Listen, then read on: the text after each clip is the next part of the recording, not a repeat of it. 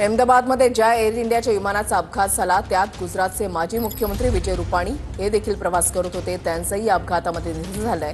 ते पत्नीला आणण्यासाठी लंडनला जात होते। विजय रुपाणी यांची कारकीर्द। माजी मुख्यमंत्री विजय रुपाणी यांचा जन्म 2 ऑगस्ट 1956 रोजी म्यानमारमधील यांगूमध्ये झाला। 1960 साली म्यानमारमध्ये सुरू झालेल्या राजकीय अस्थिरतेमुळे त्यांचं कुटुंब राजकोट येथे स्थायिक झालं। गुजरातमधील सौराष्ट्र विद्यापीठातून विजय रुपाणी यांनी BA आणि LLBचं शिक्षण पूर्ण केलं। भाजपच्या महिला आघाडीच्या सदस्य असलेल्या अंजली यांच्याशी त्यांचं लग्न झालं। त्यांचा एक मुलगा इंजिनियर आहे तर एक मुलगी आहे जिचं लग्न झालं आहे। त्यांचा दुसरा मुलगा एका कार अपघातात त्याचा मृत्यू झाला। विजय रुपाणी शिक्षण घेत असतानाच भाजपच्या विद्यार्थी संघटनेपासून म्हणजेच ABVP पासून जोडले गेले। 1971 साली रुपाणी यांचा संबंध राष्ट्रीय स्वयंसेवक संघाशी आला।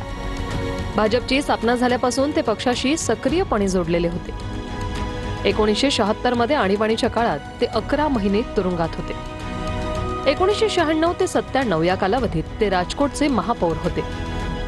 1998 मध्ये त्यांची भाजपच्या गुजरात युनिटचे सचिव म्हणून नियुक्ती झाली।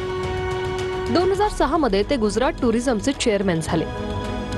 2006 ते 2012 या काळात ते राज्यसभेचे सदस्य होते। 2013 मध्ये नरेंद्र मोदींच्या काळात त्यांनी गुजरात म्युनिसिपल फायनान्स बोर्डाचे चेअरमॅन म्हणून काम पाहिलं। 2014 मध्ये त्यांनी राजकोट वेस्ट मतदारसंघातून आमदारकीची निवडणूक जिंकली। त्याच वर्षी आनंदीबेन पटेल यांच्या सरकारमध्ये त्यांनी परिवहन मंत्रीपद भूषवलं।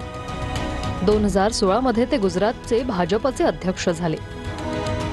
7 ऑगस्ट 2016 रोजी ते गुजरातचे मुख्यमंत्री झाले।